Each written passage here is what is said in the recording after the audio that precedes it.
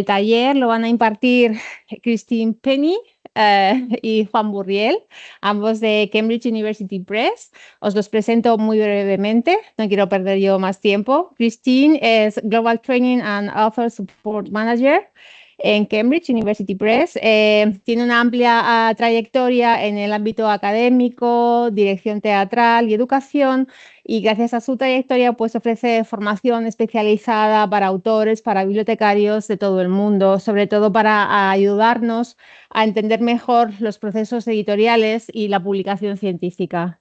Juan, que tiene también una trayectoria de 21 años en Cambridge University Press, es Senior Sales Executive y es el responsable de gestionar la distribución y comercialización de los libros impresos, ebooks y las revistas académicas en España y Portugal. Antes de darles paso, para los que estáis en línea, me gustaría, como siempre, recordar las normas de la sesión. La sesión la vamos a grabar en vídeo y posteriormente la vamos a colgar en el canal de YouTube de la Biblioteca Complutense. Entendemos, por tanto, que si permanecéis en la sesión, a aquellos que estáis en línea, no a vosotros que estáis presencialmente, si permanecéis en la sesión, dais vuestra conformidad con la grabación. Y para no interferir en la sesión, ya que somos muchos, hemos deshabilitado los micros y las cámaras. Y si tenéis preguntas, podéis ir utilizando el chat y a lo largo de la sesión, Cristina o Juan las irán respondiendo, o bien las que no podamos responder a lo largo de la sesión las responderemos al final. Y una vez dicho esto, espero que nos oigáis bien, que disfrutéis de la sesión y os dejo con ellos. Muchas gracias. Hola, buenos días. Bueno, ya ha hecho la presentación Carmen. En mi caso, la idea es hablar 5 o 10 minutos un poco acerca de Cambridge y Cambridge University Press, y sobre todo la parte principal la va a llevar Christine. Bueno, ella habla en inglés y ya le he dicho que hable despacito, que nosotros no somos nativos, y mi parte va a ser eso, como digo, cortita, un poco introductoria en castellano. Entonces, no tengo el mando aquí. Lo primero es, bueno, me gusta introducir, aunque parezca que todo el mundo conoce qué es Cambridge, pero a veces yo digo que es ese desconocido porque es como otras editoriales universitarias. Nosotros somos, en este caso, la editorial más antigua del mundo, como podéis ver cuando empezamos, y en nuestro caso, pues llevamos eso, más de 500 años, 400 años, 500 años casi, desde que se fundó. Somos un departamento de la universidad, lo que pasa que un departamento que ha crecido tanto como un servicio de publicaciones que se ha desgajado, pero nosotros seguimos rindiendo cuentas a lo que es la universidad. Entonces, por ese motivo, nosotros compartimos la misión y la visión de la universidad, que como podéis ver, y por tanto lo que queremos es contribuir a la sociedad a través de la educación, el aprendizaje, la enseñanza, siempre a los niveles más altos de excelencia. En este caso también subrayo el texto de abajo de esa cita de Peter Phillips sobre el tema del partnership, porque nosotros como universidad, yo siempre recalco que somos una editorial universitaria, lo que significa que nos dirigimos a un público eminentemente universitario. Hablamos de universidad, a un público académico, universitario, profesional. Además, cubrimos todas las áreas del conocimiento, desde humanidades, ciencias sociales, hasta ciencias puras, medicina, matemáticas, y por tanto, pues en este caso, que es la Complutense, pues digamos estaríamos hablando de dos universidades. De hecho, esto es, digamos, un detalle curioso que siempre me gusta recalcar, que es el tema de que nosotros estamos gobernados. Hay un sindicato, el syndicate, que es un grupo de profesores que supervisan toda la actividad que nosotros tenemos. Y, de hecho, nosotros tenemos que dar cuentas y revertir a la universidad. No somos, a diferencia de otras editoriales más o menos comerciales que conoceréis, nosotros no tenemos ese perfil, sino que nosotros pertenecemos a una universidad sin ánimo de lucro y, por tanto, nosotros reinvertimos en nuestra propia universidad. Así pues, eso, somos, como decía, nosotros publicamos, aparte de las áreas que algunos conoceréis más, que son las áreas de education y de y el TI, que es la enseñanza de idiomas, cursos, gramáticas, diccionarios, etcétera, pero nosotros somos de la parte académica, en la cual, que es lo que hablaremos ahora, nosotros publicamos más de 400, este año van a ser unas 420 revistas, como digo, que cubren todos los aspectos del conocimiento. Trabajamos con más de 200 sociedades con las cuales copublicamos esas revistas. Publicamos 1.500 libros al año, 1.500 libros en papel y en formato electrónico. Por tanto, tenemos ya más de 50.000 ebooks. Y luego los Elements y Textbook, que son, en este caso, no es el objeto del día de hoy, pero bueno, son otro tipo de los libros o recursos electrónicos que ofrecemos a la comunidad universitaria. Ahí. Bueno, parte de, como digo, la ventaja de poner Cambridge es que tenemos una reputación a lo largo de décadas o siglos, diría yo, y una de ellas es que nosotros hemos publicado premios, más de 190 premios Nobel. De hecho, este año creo que alguno de los de este año ya serían 190 y pico o 200. Y bueno, digamos que la imagen de Cambridge y la reputación es lo que nos avala. Entrando un poco más en lo que es el tema de las revistas, del acuerdo transformativo, en primer lugar hay que decir que nosotros empezamos con los acuerdos transformativos, que son los que permiten publicar en estas revistas que estamos hablando. En el caso concreto de la Complutense, este es el cuarto año, o sea que empezamos de 2022 al 2025 y la idea es ahora que vamos a renovar, y eso significa que, pues igual que con 2.500 instituciones, más de 2.500 instituciones en 54 países en todo el mundo, pues cubren a través de estos acuerdos transformativos la posibilidad de publicar en acceso abierto en nuestras revistas. Como ves, un poco por la estadística del gráfico, en realidad lo que estamos buscando como universidad, lo que buscamos es animar a los investigadores a que publiquen con nosotros y el asunto es no tanto en cuanto a la cantidad, no. Nuestro propósito no es incrementar el número, como ahora hay este tema de los paper mill, el tema de publicar por publicar, el tema de progresar en la carrera profesional, sino mantener una calidad. Lo que pasa es que cada vez, como veis, el porcentaje de artículos que publicamos en acceso abierto se va incrementando respecto a los que no son accesibles. Como sabéis, o si no sabéis, os explico. Los acuerdos transformativos lo que permiten es que pasando el control de calidad, las peer review que hay en cualquier revista, lo que pasa que permite que en vez de tener que publicar y pagar unos APCs, unos cargos para publicar en nuestras revistas, al tener este acuerdo transformativo están todos incluidos. Entonces, nuestros acuerdos transformativos, la ventaja que tienen, diríamos que son básicamente dos. Una, que no hay un límite de APCs, es decir, no hay un límite de artículos que se puedan publicar, no hay un tope, pasando todos estos controles. Y por otra parte, todas nuestras revistas, sean Gold o híbridas, digamos, permiten el publicar en dichas revistas.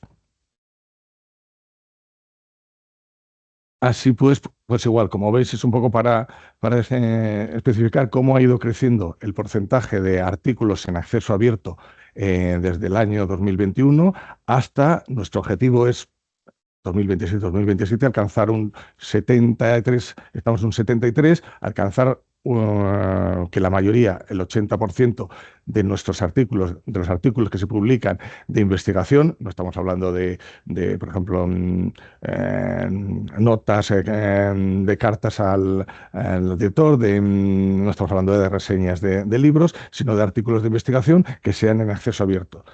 Luego Cristina explicará más en detalle qué es lo que significa para los que no lo sepáis, pero es básicamente lo que consiste. Y eso es todo por mi parte. Y ahora ya le paso a Cristina ya para que introduzca en concreto la sesión de cómo publicar. Gracias.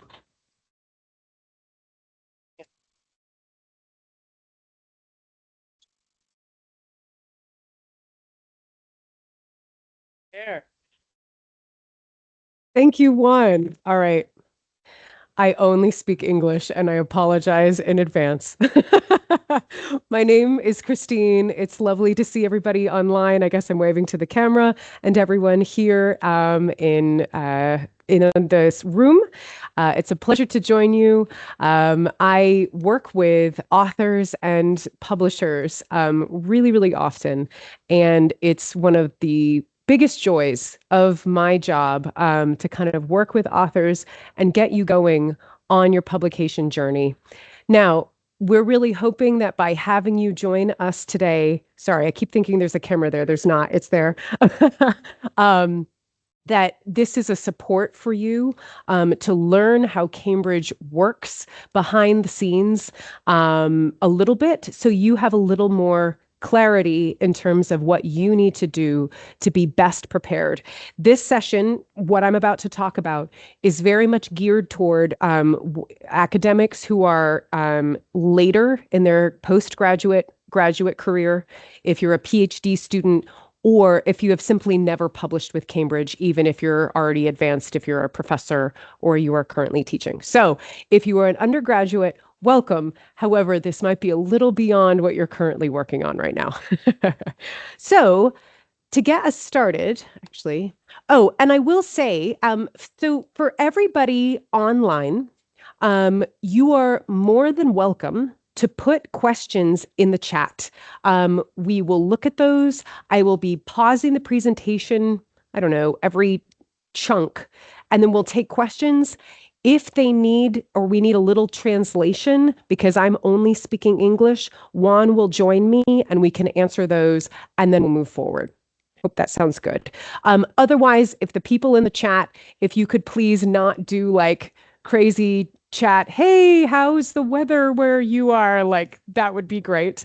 Also, if you raise your hand online, I won't call on you. In person, I don't know. It depends if I'm feeling nice today. I'm just kidding. All right, I'm going to minimize this. Okay, so some of this presentation I have translated into Spanish, but it is from Google Translate, so I apologize in advance.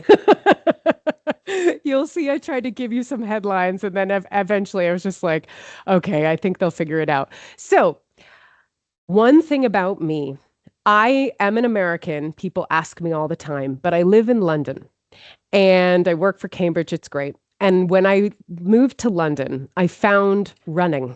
So I love running. This is not me, but this is London, and this is a woman running through London. So if you will join me, what I've tried to do with this presentation, rather than just having pictures of people typing or writing, I've tried to make it a metaphor of running.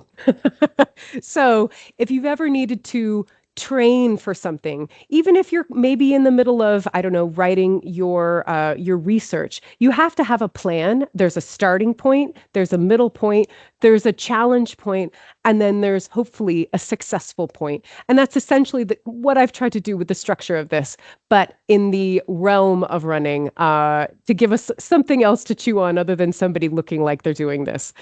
So your journey to publication can be really challenging. I recognize that.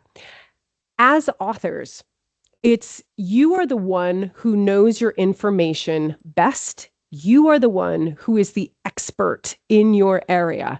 But sometimes it's really, really challenging to get others to maybe just read what you're trying to say or to communicate that across. So we're here today to kind of talk about ways in which you can support yourself in doing that better. Okay, so today I'm going to talk about three things. We're going to talk about the publishing landscape. One covered that a little bit. My Spanish is pathetic, so I think I got about 2% of what he said. But I know we talked about open access, and we're going to talk about specifically how your institution's agreement with Cambridge can actually make publishing easier for you and free, likely, hopefully free.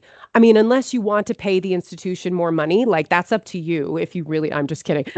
I wouldn't. So we're going to talk about that.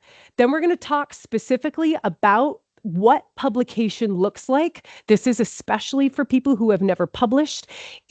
I wouldn't say that our publication process at Cambridge is really unique, but there are some parts of it that make it unique. So we're going to talk about that. And then we'll talk a little bit about ways in which you can help yourself that we provide at Cambridge, along with things that you can research and resource for yourself. Okay, so here's a question. And it's probably one you already have on your mind, but I'm going to ask this rhetorically. How could publishing in a journal affect your academic career? And today I'm particularly talking about publishing an article in a journal. Is it a good thing? Yeah, hopefully. I don't know why it would be bad unless it's a bad journal. But yes, this is important, isn't it? And why does it matter? Okay, so chew on that for a second. So there are a lot of really good reasons to want to publish an article, but I also recognize there are a lot of barriers, walls to getting there. So let's think about the good things. So let's talk about what journals are looking for. Now, I'm talking particularly about Cambridge journals. So journals want unique work. If your work is just kind of redoing what someone else has done, not going to lie, Cambridge is going to be like, cool, bye. They want you to bring something to the field that's going to advance the field, that's going to fill a gap in something that isn't discussed or is a unique take on what is being discussed. This is probably something you've encountered already, especially if you're a PhD student. Like, that's usually where a PhD program goes. But that is something you really need to consider. They're also looking, like I said, for scholarly value. Is this a new idea? Is this bringing depth and weight into your area? Is your subject missing this? And are you trying to put something there instead? Or are you just kind of talking what everyone else is talking about? No, thank you. They're looking for clarity. And this is something you should always have in mind. Be as clear as possible. I'm not saying that you need to speak to children like we're not children. But sometimes if your subject is especially complex, you need to lay it out as clearly as you can without being assuming that there's a lot of pre-knowledge. I mean, there is an extent to that, but you need to be as clear as possible. And I'm going to say this again, when it comes to choosing a journal, you need to make sure that the journal you choose has the right scope for what you do and what they do. Essentially, what your values are need to align. I'm going to talk about this more in a little bit, but these are kind of the 4 clarifying factors. Woo, did I skip one? Okay. Just to be clear, I want to make sure that we're all on the same page about what open access is. So we've heard of it. You're in academia, you are familiar with this, but open access essentially means that content that is published, potentially yours, is available to everybody. We're also used to, I don't know, paying a subscription for Netflix, right? I don't have Netflix, so I can't watch Stranger Things. Tears. Oh, tears. That's all right. But we all want access to your work. And of course, if you, as an author, choose to publish open access, that way everybody in the world can see it rather than the people who are only able to see it behind walls, paywalls, essentially. Okay, so, and it does a lot of good things for you. It creates your access, visibility, faster dissemination. So you're part of the conversation of what is happening, and it accelerates response because, of course, we're also trying to get everybody to talk to each other. Really, that's why you're in academia, right? You're part of the conversation. You want to be around. So as an author, you need to choose how you want your work shared. Okay. Do you want it only behind this paywall, or do you want it visible to everybody? That's up to you. It also makes a difference which journal you pick. Cambridge is really firm on the open access model. We believe it. We think it's great. That being said, all of our journals are not yet open access because that transition takes time. So if you're looking for a particular journal and you want to publish open access, you need to make sure that they do publish open access. And I'll show you that in a second. Okay. How many people, raise your hand if you're with me, and I'm sorry I can't see people online. How many people have heard of what a transformative agreement is? We'll take no one. Well, good job to the people who have. Like, yeah, I got it. No problem. She's got it. Yes. Okay. This is why it matters to you. It has to do with money. Yay. And we're talking free. A transformative agreement, I think it's only been around for not even 10 years. It's a really recent model. And essentially, what happens is the institution, your institution, chooses to pay for access to all our stuff, like a typical subscription. But in exchange, we at Cambridge say, awesome, you're giving us money. We will take some of that money. And if you are interested in one of our journals and the librarian okays it, she probably will, because we've accepted it, we will publish your article for free. Usually, when it comes to publication, if you've never published before, there is a big article processing charge. If you've got a lot of money and you want to pay for it, you go right ahead. Like, whatever, it's your money, it's your life. But essentially, this has been paid for. So the way that you can do this is by getting onto, and I'll show you this, you're going to get onto the site, your agreement that you have, your institution has with Cambridge. You look at a Cambridge journal, you pick a Cambridge journal that you think is the right for you, right one. And then from there, you submit your article, you go through the whole thing, whatever. At the back end of the process, the people say to you, great, we want your article. And then when you go to pay, you work through your librarian, through your institution to say, okay, I'd like to use this transformative agreement. And then it just goes through your librarian and your librarian says, great. And then they put through, essentially, it's like a 100% discount code for you, which is awesome. So yeah, but that is only if you publish open access and with a Cambridge journal. It's possible your institution has transformative agreements with other publishers. I don't know. I don't care. I do care. I'm just kidding. I want you to get published. But as far as we go, this is how it works. Okay. Okay. This is a bit of a repeat. I'm sorry I didn't translate this. I kind of thought you might get it anyway. But publishing open access, your content is freely available. You get way more discoverability, higher usage, and everybody can see it, which I hope is a valuable thing. Okay. So I want to show you what your transformative agreement is, and then I'll stop and take questions, and then we'll keep going. Okay, so this is your transformative agreement, and this is everything I've just said. It enables free publication for you as an author. The article processing fee, APC, article processing charge, is covered by your institution once your paper is accepted to be published, and you choose to publish it open access. Essentially, it's just the back end. It's really not that complicated. You'll be okay. I'll show you how it works. Okay. Now, this is your agreement. If you want to use your phone and dig that out and have it on, that's great. You can literally also just Google Cambridge eligibility checker. I do that all the time. I don't know. I'm happy to send these slides to your librarian to send to you so you have it as a PDF. It's a live link. This is the same thing if you want to kill yourself. This is also a live link, but this is what it looks like. I made your link last night. I hope it works. If it goes to the wrong page, I'm so sorry. But if you go to the eligibility checker, I want to make sure everyone's getting it because they've got their phones up. Right.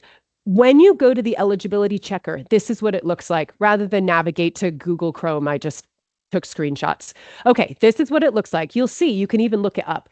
Spain, and then I looked up. I don't know why in your case, it's spelled like this. I kept looking up Universidad and it wasn't there. So I figured I had to start with C's. So anyway, it's in there. And then it shows you your agreement. Article processing discount, full 100% discount. Yay, we love. You may publish at open access, no cost. Great. And it tells you the article types as well. I'm not going to get into those today.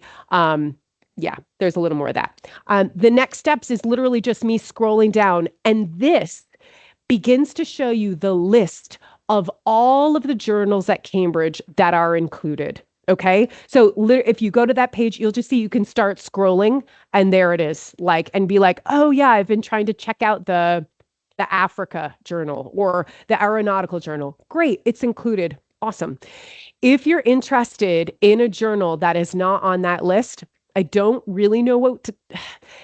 We might still be able to make that work, but I can't promise it. So that's why I would recommend that you focus on this list that goes on forever. Trust me, it's a lot of journals. Okay. Okay. Before I move on, I'd like to take questions either from online or in person about what I've just talked about to make sure we're all on the same page. Yes. Mm-hmm. That's a good question. I don't know. Yes, I have to repeat the question. Okay. So the question was, as far as article types, does it include Cambridge Elements? Cambridge Elements, for those who do not know, is kind of a brand new journal pattern that's come out. They've been really successful and they're really interesting. I don't want to say no, but I'm not confident they are included. I think Elements, from my understanding, I could be wrong, and I don't want to give you misinformation. From my understanding right now, I think they're doing a lot of pursuing of people rather than maybe they're accepting. I don't know. I don't know. Yeah, I would look on that list. Like I said, honestly, you can reach out and ask, and they'll tell you yes or no really quickly. Yeah. Usually, to be honest, your agreement is full. So usually it's going to be everything, but I can't promise that, but likely, hopefully, fingers crossed. Yeah. Yes. Okay, so just to clarify, the question that I did not understand. Hi there, welcome. The question that I did not understand. Can everyone hear me online okay? I don't want the headphones on. I'm just going to be weird and do this. Because I can't hear. The question was, is it a good idea to have multiple drafts of the same article and to advance it, and then put it through to publication? That is great. That's what it should be. And I'm going to talk about this actually in just a minute, because essentially the way this works in publication, you put through the best, most perfect draft you can, but ultimately a publisher, if they like it and if it's a good fit, will come back to you and they're going to talk to you and they're going to say, actually, can you modify this? Even when it goes through peer review, there is going to be that back and forth. That's a good thing. That's getting other ideas. So yeah, absolutely. Firmly support that. Definitely. Other questions at all? Especially about open access, what a transformative agreement and what it does. The words are ridiculously huge. I don't know why they had to be so big, but whatever. Okay, awesome. I'm going to move on. So here's our runner setting off to learn how to run. That was me. I did not run at all. So I refused to run with friends until I could run a mile because I was so ashamed. But turns out no one cares. Everyone is very chill, which is very nice. So here are your steps to publication. Okay, this is a pretty general overview of how this works. Part one, you're preparing, and before you submit, this is where the choosing of the right journal happens. If you don't choose the right journal, you're wasting everybody's time, including yours. Okay? You can put that out there. Then you submit. Cool. Part two comes. This is where we've got that conversation happening between you, the editor, the peer reviewers, etc. They could reject you at this stage. They could say, we want modifications. A lot can happen. Okay. Then if they finally decide, yes, we want this, that is where the transaction happens. That's where the TA thing comes in, and you work with the librarian very briefly. And then from there, it gets produced and everybody reads your work and thinks how wonderful it is. Okay. So these are the 3 steps to prepare for submission. Now, when I'm talking about this, I'm talking about part 1 right now. This is kind of the critical juncture, okay? Into part 2. So 1, choose the right journal. I've said it before and I'll say it again. Choose the right journal. 2, write toward acceptance. A lot of people get tripped up on bad writing, or it's not even bad. It's just maybe poor habits. And that gets in your way that you don't need. Again, we want you to be as successful as possible. And then 3, navigate peer review flexibly. Okay. Peer review is about supporting you, making your work better. This is not about tearing you down and telling you that you are bad at what you do, because that is not what they're trying to do. Okay. All right. So first things first, choose the right journal. Okay, this lovely screenshot is of our site. This is called Cambridge Core. You can Google it, etc. I guarantee you can log in with your institution. It's way over here on the left. You have access to everything on here through your institutional ID. This is where all of our journals live. Every single one that is digital. Trust me, right now, that's what we're doing. This is where you search for what you want. Okay. And again, core is actually where that eligibility page lives. Okay. We currently publish 450 peer-reviewed journals covering every subject. I don't know what subject areas you're in. I hope they are abundant, but not going to lie, if you're in it, we probably have a journal associated with it.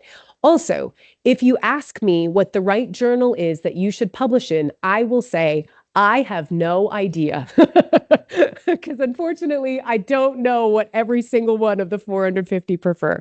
Okay, so this is some work that you need to do for yourself, because again, you know your work best. Okay, right. Ultimately, and I just said this previously, do your work is what you're doing, and your goals, like where you want your work to go, do they align with what the journal publishes? So this is a really, I don't know, brief example. Let's pretend you're interested in doing a book review and you love this particular journal, you read a journal all the time, you're like, oh, maybe they'd publish my work. But you also recognize they don't actually publish book reviews. Is that in alignment? No. If they don't publish reviews, I'm so sorry, you are not going to be the exception. I can think of like no time where that has ever happened. Okay. So you need to know, and essentially you need to be willing to follow what they ask for to the letter. Okay. This is not, oh, well, maybe I'll get through. This is not, well, I'll only do part of what they've asked, and I'm sure they'll accept it anyway because my work is good enough. Nope, they won't. They'll be like, no, thanks. Like, that's called a desk rejection. It's like right as soon as you submit, they'll see it right away and be like, bye, and then send it back. And you could submit again once you've made modifications, but you need to be really clear with that. Okay? So you need to select wisely, talk to people, talk to other colleagues that you've got around, even other people online, read stuff that other people are bringing up. Review journals you read. Maybe you're already reading Cambridge journals. Maybe that's a great fit for you in your work, especially if you're referencing it all the time. There are journal selection tools online that could support you. Cambridge doesn't have one specifically to our stuff. Maybe that would help. I find that these selection tools do tend to be pretty science oriented. So if you're in the sciences, cool, you've got maybe another resource, but ultimately it's up to you to figure it out. Other specifics to consider: is it open access? Will this work with your transformative agreement? Is the scope really broad? Are you trying to reach a really massive audience, and are they only talking to, I don't know, a really small people within your subject area? Or Are you looking to only talk to the people in your field and get in? I mean, again, PhDs get so specific. I wouldn't even dream of guessing that. Also, something else to consider. Do its ratings matter? It's really easy for us to get excited about a journal that's really popular, that's getting read, that's one of the best. I get it. I want to be in that too. I mean, who doesn't want to be popular, right? Like, that's the way this goes. But just because it's popular doesn't mean it's the perfect one for you. I would recommend that you find something that does have good readership and is a better fit rather than chasing a journal that's popular. That's not quite right. Okay? Okay, next point. Write toward acceptance. What does that mean? Okay, literally, we're talking specifics here.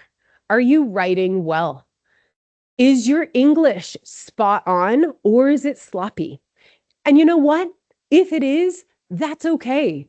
I think speaking in a second language is amazing. And I personally, I speak a little bit of a second language. I could not imagine writing in it, especially academic writing.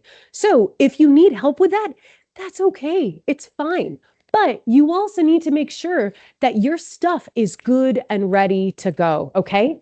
Also, and we're going to talk about this in a minute, I'm going to show you what the author guidelines are. Every journal is unique and they have their own location on the site. I'll show this to you, where they're very specific about what they want and what they're looking for. If you do not follow those author guidelines, like I said, they will ditch you so fast. They're so not going to be into it. Is your data verified or have you been lazy and sloppy? Do you have good visuals that actually support what you're trying to say? Or could you actually do a little more work on that? Are all of your citations good and ready to go? And does it fulfill all aspects of academic integrity? Have you maybe fudged a little bit of what you're trying to say in a little bit of a copycat of somebody else? Even if it's a single liner, quote it, man, quote it. Don't take it as your own. It will get caught and you don't want that out in the world. Cambridge works so hard to have their own academic integrity. You need to have yours as well, because they will not flinch in saying no. Their backbone is so tough. It's pretty amazing. Okay. So another thing, be direct. We love our content and we love to be verbose. We can go on forever, right? No, get to the point, okay? And don't overcomplicate your language. Maybe you think that by being really flowery, you're going to bring somebody on board. I'm sorry, you're going to lose me. That's what you're going to do. You're going to lose me, all right? And this is passive voice. I think this is kind of more English oriented, but a lot of people think that I used to teach English many years ago. I found a lot of students really thought that passive voice somehow, they thought it gave them authority, and instead it just makes them sound like they're wandering. So be really driven, have active verbs in what you're trying to say. Okay. Again, I could go on about this, but I'm not going to. Have straightforward practices, focus on a single contribution. Don't just go wandering with 42 different things and chucking the kitchen sink at them. This is an example: context, content, conclusion. There are a million different structures, but if your paper doesn't have structure, they're going to know it. I mean, you have to understand. I mean, you know and read stuff all the time. You know when something's a little dodgily written. You can tell. Like, you can tell if something is kind of not following itself or if somebody's just rambling. Don't be that guy. Cambridge won't be interested. Okay? Great. Have logical structure. Optimize flow. Again, these are all pretty basic writing concepts, but they need to be said. Connect statements to logically support your central contribution. Be clear.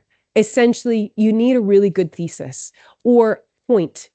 I feel like a thesis you're often taught as a single sentence. In this case, single idea, okay? And support statements with figures. Clarify how you fill the gap. We were talking about that before. Also, the limitations of your interpretation, be upfront. Be clear about that. and make sure that you're relevant to your field and that you're not adjacent. Now, being adjacent isn't a bad thing. In fact, many things in academia today, I'm finding they love crossover and overlap between subject areas. They think it's the cleverest, most mind-blowing thing. Oh, wow, you're doing psychology and theater. That's incredible. Great. Yeah, I mean, they kind of go hand in hand. But you need to actually centrally support that rather than be like, actually, I'm theater adjacent, but I'm trying to publish in a theater journal. Are you actually in psychology? Publish in psychology. Okay, does that make sense? Right. I'm going to show this. I'm not going to spend a ton of time on this. This is just an example about how to be a bit more driven or focused. So this is just a title. To be honest, my background is not in the sciences, so I have a hard time with this. Maybe your background is, and you'll be doing a lot better with this than me. But when you make a title, for instance, stand out, capture attention, make it discoverable with keywords. We start with this. I don't even want to read it because I just kind of check out halfway through the sentence. Effect of ultraviolet light on spontaneous chromosome rearrangement in red hens when exposed to ultraviolet light. How much ultraviolet light? I don't know. Did they say it 4 times? They might have said it 4 times. No, 2. There's a lot going on in there. I can't even get my mouth around it, okay? So think about how that could be easier. I don't know. I'm so like bound up. First of all, the effect of, really not useful here. So this is what somebody else came up with. This is better. Driven, to the point. 5, 6 words, maybe 7. Ultraviolet light-induced chromosome rearrangement in red hens. Again, flowery language isn't necessarily going to get you further. In fact, it might alienate people, okay? Talking about abstracts, I'm not going to talk a lot about this. The same points still apply.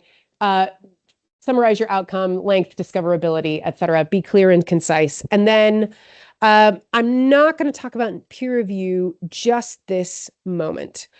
I want to pause right here and gather any questions, inquiry. Again, this is a little bit more paper specific, kind of writing and supporting yourself rather than publishing. I'm going to get back to the publishing stuff in just a second. Questions so far? Do I have any questions online so far or no? We're good? Great. Okay. The question is having to do with to what extent do you need to put the topic, sorry, the result of your work in the title? I would say because you're getting specific about a model, you should mention that. Because is this model used by other people? Is it known? Yeah, mention it. Yes. I would put it in. Yeah. Make it, or at least make sure it's a weighty part of the abstract. Yeah. Yeah. I think if I were you, I would, but yeah, sorry, I also don't know your field, but yeah, does that help? Yeah. Cool. Other questions? Yeah. Yes. Yes. Sorry. We accept papers in English. Yes. Yep. And this question is related to that because it's how does our English need to be published in? So Yeah. So the question is, first, the first question was, do submissions have to be in English? Yes, they do. We only accept English. And then second question, I'm sorry. The level. Oh, to be honest with you, I am actually not familiar with kind of is it B1 or those levels, but yeah, it can't be if it's not legible or if it's poor English, the editor is not going to be interested. They need it to be university level, right? Like you can't just hope for the best. But That being said, if this is a challenge for you or you don't love your English, we have supports for you. We have people who can actually help you write to make your writing look really good. Even if it wasn't perfect at the first go, we can do that for you. And I'm going to talk about that in like probably 5 minutes. Yes. So that is, I hope that's a good answer. Great. Yes. Fine. Of course, it's clear. Yeah. Translate. Yes. Yes. Mm.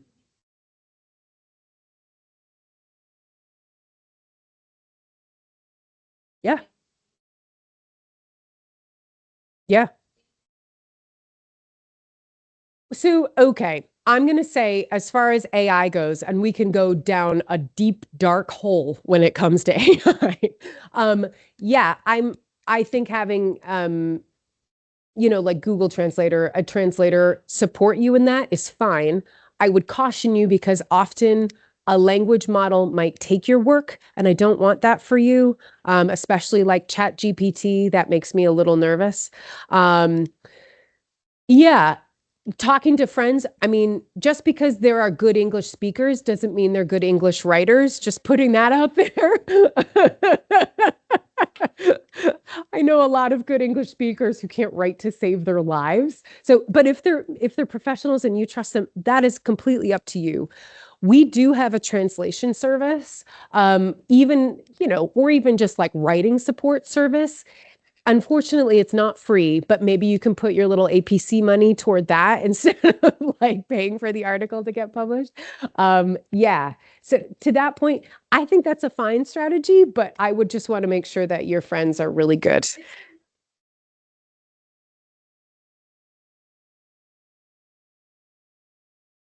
Hmm. Yeah. Right. Yeah. Yeah. So in that case, oh, sorry. The question that was asked, thank you. Question that was asked was the number of words, and she's saying that she writes in Spanish, right? Fine. And she, of course, knows how many words that is. And then she's asking about the word number in English. In my experience, this is Spanish specifically. Other languages, of course, are different. I find that there are more words in Spanish than there are in English, generally. Like you guys tend to say of the something rather than as a possessor, whatever. It's just a bad example. Anyway, what I would do in that case, I would take a chunk of your text and probably just slap it into Google Translate, see what it has, and generally see what the word difference is. But yeah, that's just going to have to be testing. Yeah, sorry. She's like, dang, another step. Yeah. Okay, I'm going to keep going. Great. I'm going to talk about peer review in a minute, but I've said this before, when it comes to peer review, be flexible. That is my biggest encouragement. And remember that if your work gets rejected, it doesn't mean it's a dead end. Really often we take it personally. Like, I get it. This is the stuff that you've been giving your life to. Don't take it personally. Your work is meant to be refined and bettered by peer review rather than being told that you should quit. That is not at all what it's for. Okay. Finally, we've come to the point of submitting your work. Let's pretend you have the most beautiful paper you can imagine. You could submit it. Yay! Okay, this is a checklist. I'm not going to go over all these things. I hope this is a good resource for you, but make sure that all of these things are good and ready to go. And you can absolutely take this. I'll let you guys take pictures too. It's so much easier, isn't it? I do it all the time. Okay, great. And then this is where you go. So hopefully at this point, you've already done this. Let's pretend that you've found and you firmly believe that the Journal of Child Language that Cambridge publishes is the one for you. Great. You're checking out what it covers, what it's doing. You've been reading the articles and you think that your article is a really good fit in terms of type and style, as well as kind of your content. Okay. Then all of this information exists. Tons of it. I'm not going to go all of the details, except for this, little bit. I thought I had a circle. It says author instructions. Follow author instructions to a T, to the letter. If you don't, they will say, try again. Okay? To the T, this is on every single journal page. Also on every single journal page. Usually it's right at the top. It says, submit your article. Whoops. Bloop, right there. Submit your article right at the top, and you click that. You've got your paper ready to go. And when you click that, it's going to bring you to the online peer review system, OPRS. You have to log in with an ORCID ID. If you don't have one, make one. It follows you for life. Cool. It's also to verify that, you are who you say you are. And it tracks you. It also hangs onto your papers. Use it. Highly recommend. Please don't make multiples like Google addresses, email addresses or something. Don't do that. Pick one. Also, I would also recommend that you use your institutional ID for this, definitely, because this is the way that your librarian can track and see, et cetera, especially when it comes to the APC. Great, it's mandatory. There you go. See, there you go. Mandatory. That's the way it goes. The end. Straight from the top. Okay, then you've got all these steps. I'm not going to go over all these. It's pretty straightforward. Like, I don't know. If you're struggling, I don't know, ask a friend. You'll be all right. Great. And then comes the peer review after you've submitted. And think of peer review as collaboration. I know for me in training, when I'm running, I always appreciate running with other people when I get really bored of running by myself. Peer review, think of it like that. It's about making your work better. Okay. So this is kind of the order of process. So you submit it. Then it goes to an editor. And if they think that this is good, cool, I'm not going to desk reject you because you submitted a theater content to a physics journal. I'm just kidding. They'll be like, great. Then you go to peer reviewers. These are peer reviewers in your field. It's blind. You should also state whether or not you have potential conflicts of interest. Hopefully that's not the case. And then from there, after this peer review discussion happens, a decision is made as whether or not it's accepted. This never happens. It never happens. It never happens. It never happens. It never happens. Okay? Rejected does happen, or whether or not it should be sent for revision or review, meaning there's conversations to be had, modifications need to be made, blah, blah, blah, okay? And then after that, hopefully acceptance letter. Yay, we're not there yet. So talking of peer reviewers, this is kind of how it works. Again, this is what I mean. It's a repeat of what I've just said.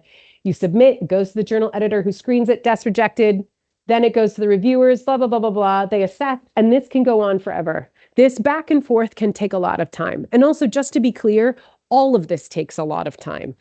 If you ever submit to a journal, it won't be through Cambridge, but if you ever submit to a journal and they say, we can publish in 3 weeks, run. It never happens. They are a predator.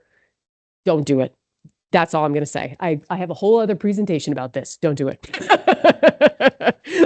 Okay. So these are the other possible outcomes of peer review. No changes. It never happens. Revise or resubmit after revisions. Sometimes after the peer review process, the editor or somebody else will say, actually, we're rejecting it on these grounds. Maybe we didn't actually recognize that this is a bad fit.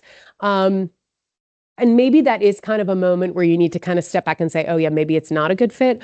Or you need to recognize, oh, maybe I actually need to modify my work slightly and I would like to resubmit it completely to this journal. Maybe that's great. Or maybe you've just submitted to the wrong place and that's okay. Regardless, consider this to be a valuable working process. Oh, I've just said all this. Sorry, this is a repeat. Yeah. Okay, it's part of the process. Rejection is the most common part of the most common outcome. I don't know. I ran many, not even races, and I just did a really bad job, but it doesn't mean that I should quit running, right? Rejection is not the same as it's not an invalidation of your work. Don't take it personally. Read the comments once without reacting, maybe walk away from it for a day or two, revisit the feedback with a less reactive mindset, be like, oh, how could you? No, don't do it. Don't do it. Deep breath, go have a walk, have a coffee, have a nap. I don't know. That's what I would do. Yeah. Great. And then these are things to consider based on where you're at. Are your conversations going well, or are they just really combative and really frustrating in your conversation with a peer reviewer? Maybe it's just not great relationship. I don't know. Is the reviewer feedback constructive and actionable? Is there something you can actually do, or are you recognizing that there's actually a limit here and that maybe this isn't working? And consider speaking to peers and mentors in the field. As always, talk to other people. They're going to be a little familiar with, and you trust people, I hope, that you are surrounded by. So yeah, have this conversations. There's nothing wrong with that. Okay, and I repeated this. Rejections are not dead ends, but valuable opportunities to refine your research. Yay, she's so happy. Okay, she's stoked. And so fingers crossed, you finally come to the point where your work is accepted. So I'm not going to talk all about Creative Commons licensing. Generally, yes, this is where it comes into your rights as an author. So you need to agree to a particular license that you want, how you want it distributed, et cetera. Again, I'm not going to get into that detail. But yes, so let's pretend they've accepted it. They send you this information. This happens. And then teeny tiny little thing, article processing charge. OA publication usually incurs an article processing charge. In this case, your article is eligible for funding by your institution. Yay! This means you can publish at no cost. If you have access to alternative funding, please select the relevant entity below. My institution. Oh, glorious, glorious. So from there, that's what's going to happen. We're going to send you into RightsLink, which is our little program. It's not that difficult. And that's where you're going to select that. You're going to seek funding from the institution. It'll go to you or somebody who you work with. And then you'll be working with the library and they'll take care of that for you. Whoops, sorry. And then that's kind of the order of production. It's very basic. Copy editing, typesetting. It will come back to you. They'll definitely check with you. Yeah. And then ultimately you'll get published, which is so awesome. I mean, it sounds great. To me, nothing sounds better. It sounds so good. Oh, so great. So last but not least, if you're very, very stuck and you are, not so sure about some stuff, we have all of these resources for you. I find Cambridge Core to be it's cute that it's called core because the core of the earth. The depths of this site kind of go on forever. And then there's still stuff on there I've never seen. We've got user guides. We've got more resources than you can imagine. Even some pages on there give you information and you're like, what? Anyway, the other great thing about Cambridge is that editors, really want to have conversations with you. They're real people. They're interested in having those conversations. We've got editors all over the world. I mean, I work with hundreds in Cambridge. There are, I don't know how many are here in Madrid. There's quite a few, I think, actually. Yeah. Anyway, they're all over the world and they want to have this conversation with you. So yeah, don't be afraid of that. Also, we do have this thing, and this is what I was talking about earlier, called Author Services. Author Services, this is the paid service. This is a link to that page if you're interested. They do translation services. We do editing services. We can even support you in some like graphic creation if you're having a hard time making that.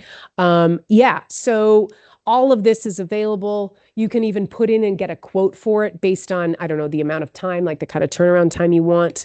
I'm not going to go over all this, but yeah, you can also have different levels, like just standard versus, I don't know, premium. Yeah, and we translate from Chinese, Japanese, Korean, Portuguese, and Spanish. So you are in luck. Yeah, and I will also say this as a caveat, just because you use the service doesn't promise that you'll get published. Like we can't guarantee that, right? Like this all comes through, the integrity of the peer review. But regardless, it's definitely going to give you a step up if your language is better. Okay. Oh yeah. And because you're here today, we're giving you 10% off. So feel free to take advantage of that code. I'll let you grab a photo while you have the chance and opportunity. Yeah, you can just pop that right in, discount code. You'll find it when you get to the pay screen, and it won't be too bad. All right. We also offer author training workshops. I've been doing all these. I've got one more is it next week, the week after? And I'm going to be running these again. And this is, I get actually a lot more specific than I have today, shockingly enough. And it goes on forever. But yeah, kind of talking about more specifics if you're looking for more help. So this is where you can sign up. This is our training page. I just developed that session about predatory journals, and I was surprised at how well it went. And I'll be adding that to this arsenal, which is awesome. Yeah. People grab the screenshot of that. Yeah, or sorry, the QR code. Great. Okay. So this is what we've covered today. It's been a long journey. Thank you for joining me. Hopefully you've run a marathon. I'm just kidding. But yeah, I hope it's been useful for you. More than happy to take questions. Also want to make sure that you know that you can contact us at either of these email addresses. This is OA Queries. So British. We Americans would never use the word queries ever. But that's why you know it's Cambridge. And then this is my team at Academic Training. We always try to get you to the right place. We literally had somebody send us an email being like, I can't connect with book publishers. What is wrong with all these email addresses I have? And I was like, great. And I literally connected them in 5 minutes. So yeah, more than happy to support you guys where we can.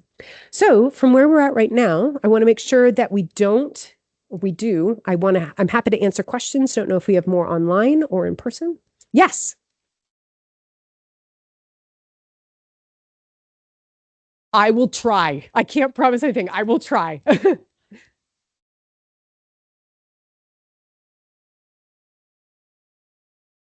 Awesome. Yeah. Yeah. Yeah, it's fair. It is a big thing, isn't it? So for those of you online, the question was, she's working on her dissertation and she's really interested in turning it into a book, but she's overwhelmed, which is absolutely fair. From my understanding at Cambridge, I'd say for books, what they tend to do is they kind of seek people out. I can connect you to people, but I can't promise that they're going to work with you side by side as much as I'd love that for you. It does sound overwhelming. I mean, I also don't know if taking a break makes a difference or stepping away and thinking big picture. Yeah, no, that's a lot of work. So well done you. I'd love to get you a publisher though. That would sound so great. Yeah. But no, feel free to send us to add Academic Training here. Add Academic Training. I'll try and just say, I was at the thing with Christine or whatever. Yeah, sounds good. Yeah. Other questions at all?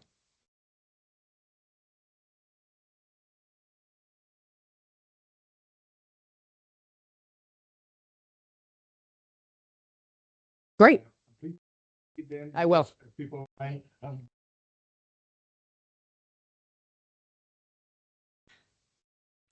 I'll try. Speak to the microphone. Yes. So the first one, it could be,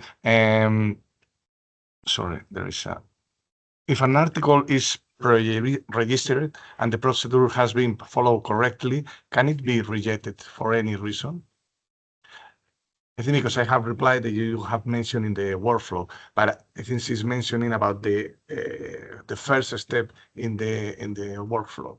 Yes. It's what I understand. Yeah. Okay. From what I understand, the question is, if you've been perfect in your maybe following of the author guidelines or something, if you followed everything correctly, can the article be rejected? Yeah, of course it can. I mean, the only time where an article is not rejected is if you've gotten a piece of communication that says your article has been accepted for publication. That's it. Essentially, both of you on this side of the relationship can say, actually, I'm pulling it, I'm not interested, or they can say, yeah, no, we don't want this. So yeah. Does that answer the question? I think so. I want to make sure I understood it. Hang on just a second. I also want to say one more thing. This might be understood, but it bears repeating. It's really easy to think of your article or your work as like a CV or a resume. And you're like, okay, I'm going to shop this to many people at the same time. You can't do that. This is not the time to go looking for a job and hope that somebody picks you. When you commit to a journal, you commit to the one journal. This is a monogamous relationship, people. Okay. So you have chosen them, and basically you have formed kind of an integrity contract that you are only working together on this until either of you choose, actually, I'm no longer interested in publishing with you from either side. Okay. And then from there, you can go and try a different journal. I mean, at any publisher in the world. But that has to do with the fact that, you can't be working on this with 3 different publishers at the same time. I don't really have a good example of that. But yeah. One person, one journal, that's it. No shopping.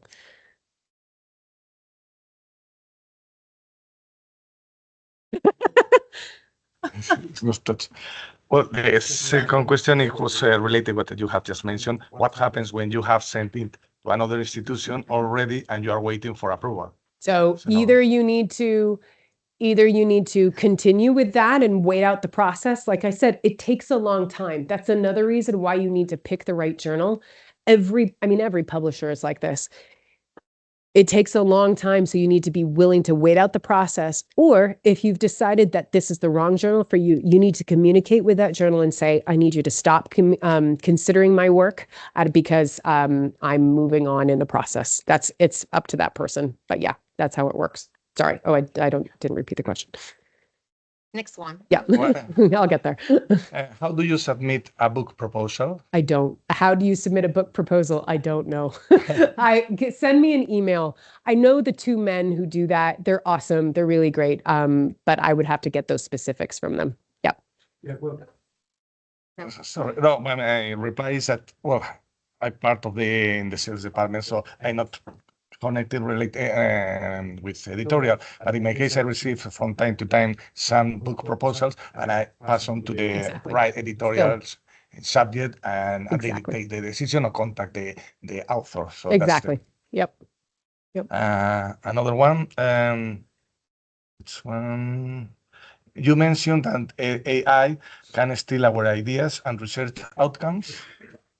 So what's the question? So it's I think that you mentioned that they can use AI, artificial intelligence, and they can steal what if they translate the work. Yeah. Okay. The question is about AI. I'm going to give you a blanket overview on AI, and I'm not going to repeat the question because, yeah.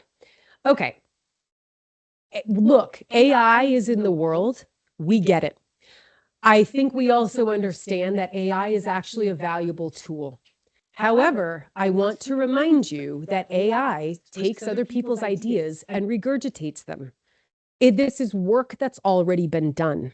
So I do not recommend that you use AI to regurgitate other people's ideas and to copy that writing as your own, because it's not. That is not, standing on integrity. I mean, I don't know about you. I can spot AI writing from a mile away. Like, it's really obvious. Yeah. So that being said, if you're using AI to support you maybe in, I don't know, creating a graphic from certain work, and your work is protected and it's not being used to feed a model, which is a whole nother thing. I don't want you to be farmed, if you will, to have your stuff taken advantage of. Then yeah, I mean, I'm not going to sit here and say that that's a bad thing.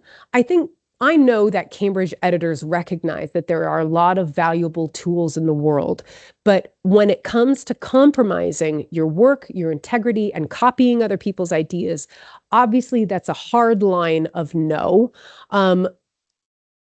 There are so many tools out there. I can't give you a perfect thing.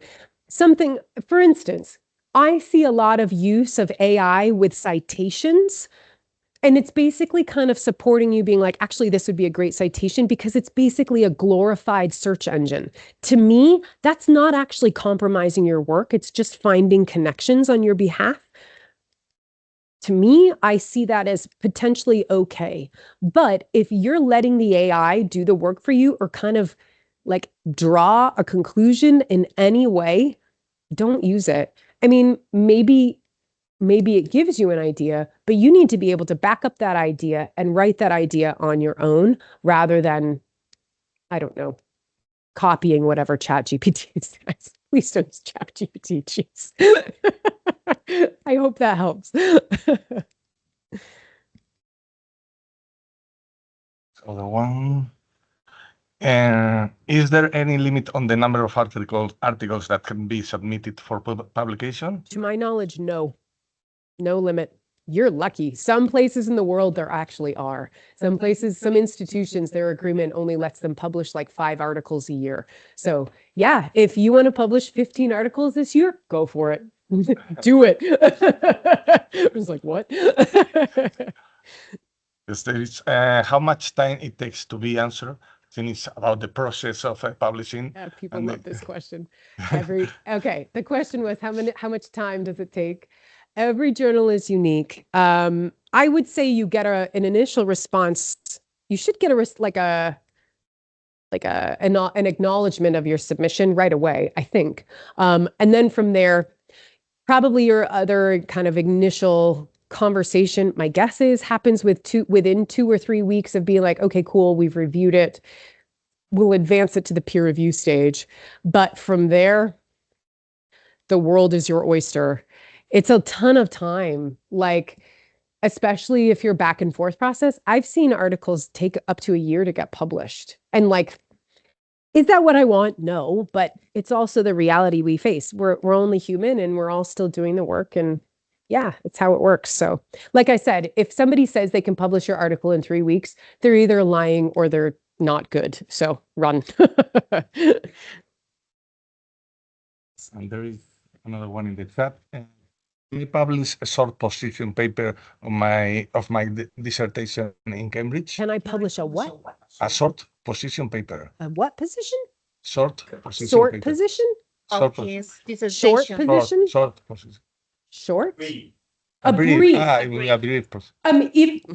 I mean, my only response to that is, publish a brief. Yeah, I think you can if the journal publishes that. Yeah. I mean, again, does it align with what the journal publishes? If they've never published a brief before, then they're probably going to say no. I don't know. They're going to have to do that research. I can't answer that question. I don't know.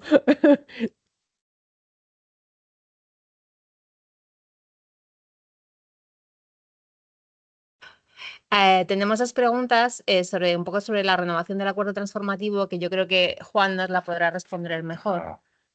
Bueno, la pregunta es: ¿este acuerdo transformativo se renovará? ¿Qué pasará con los artículos que están en fase de revisión y que probablemente no serán aceptados antes de que acabe el acuerdo? ¿Habrá una ventana temporal de artículos que no serán publicados en Open Access por falta del acuerdo, o pensáis renovarlo ya en enero de 2026? Bueno, haciendo una respuesta breve de una larga historia, como se suele decir, en principio la idea es que se renueve. Llevamos 4 años con este acuerdo, estamos ahora hablando. Normalmente el proceso que sigue es que, un poco como las suscripciones, este es el momento crítico del año, porque entre octubre, noviembre y diciembre es cuando se toma la decisión y se renuevan para que empiecen a día 1 de enero. Entonces, los artículos esos no se quedan realmente en el limbo, sino que entrarán en el acuerdo anterior o en el siguiente. Aparte que nosotros hacemos contactamos retroactivamente con los autores varias veces en los primeros meses del año, en el caso de que haya acuerdos que han empezado más tarde o que se hayan renovado más tarde, de tal manera que ninguno se quede fuera, porque todo lo que se publica desde el 1 de enero hasta el 31 de diciembre estará incluido. La otra es que si sabemos exactamente qué va a pasar con los artículos que están ahora mismo en evaluación. En realidad son dos procesos paralelos. Los editores siguen trabajando con los autores en cuanto a si tienen rechazos o hay que aceptarlos, o depende de la fase que estén, y digamos que eso sigue su curso. Luego la idea y lo normal, esperemos, es que se renueve y esos serán aceptados antes o después. La idea es que no afecte al proceso de publicación, que no se retrase. Como digo, el artículo se puede publicar, incluso no sin haber estado renovado el acuerdo, pero la idea es que entre ahora si se renueva, que yo espero que sí, entre ahora noviembre y enero, pues siga el acuerdo vigente. Hay más.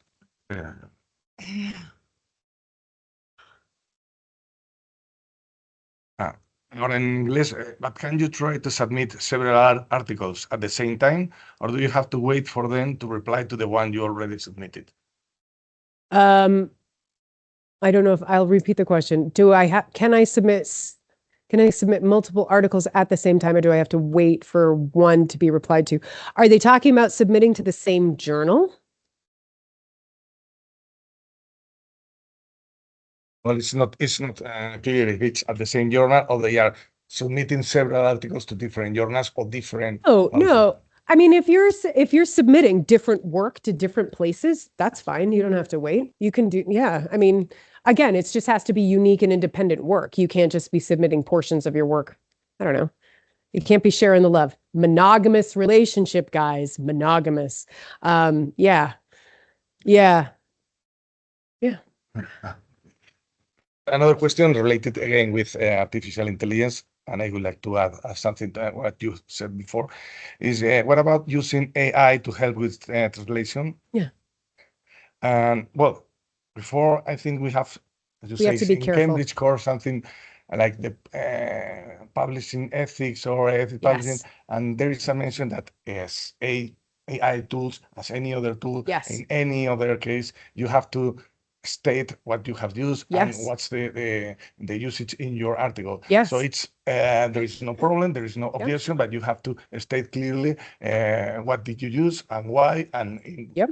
exactly. Yeah. So Yeah. like any other tool, any other process, any other app, Yeah. any other software. I think that's very fair, and that's a really good point. I mean, we do have pages on the ethics of everything. Literally have a girl that's the only thing she does. I know her name is Jen. Like all she does is ethics. Yeah, and you have to state what you've used. I will also say just be careful. Like, I don't know. I didn't have Juan check this translation. I don't know if my translations made sense. I kind of figured this content isn't that critical. So like if there's a mistake, it's not the end of the world, but also make sure that it's like above board. Yeah, I don't know if this were a really advanced session that I was talking about, like in my super duper professional field, and there's a mistake, then yeah, I don't want anything to go wrong for you just because the AI decided to go rogue or just broke. Yeah. Great. Any other questions from everyone here? Cool. Well, it's been great having you here today. Thank you so much for coming in. Thanks to everybody online. Hi. I really enjoyed being here. Hopefully I can come back. Gosh, I want to spend more time in Madrid because it's a really cool city. But thank you so much for having me. And yeah, good luck on your journey. Thanks.